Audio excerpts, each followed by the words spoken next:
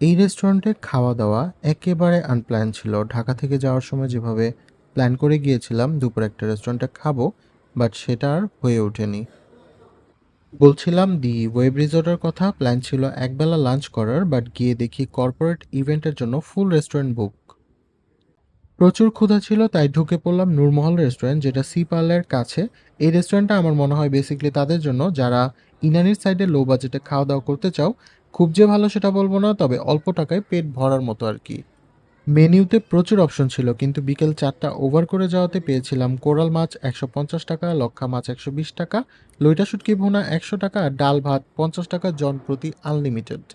তো শুরু করলাম লইটা শুটকি দিয়ে, যেটা বেশ ভালোই মজার ছিল, হালকা ঝাল এবং লবণের পরিমাণও অ্যাকুরেট ছিল। এই শুটকি দিয়েই আমার মনে হয় ২ প্লেট ভাত ইজিলি খাওয়া যাবে।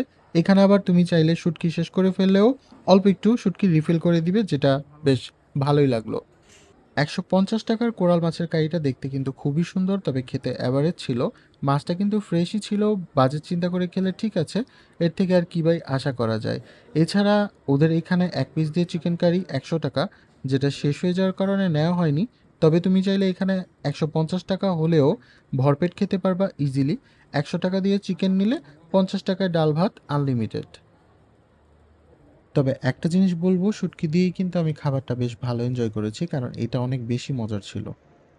১২০ টাকার এই লক্ষা মাছটা, এটা আমার কাছে একেবারেই ভালো লাগেনি, কারণ এই মাছটা আমি আগে কখনো খাইনি।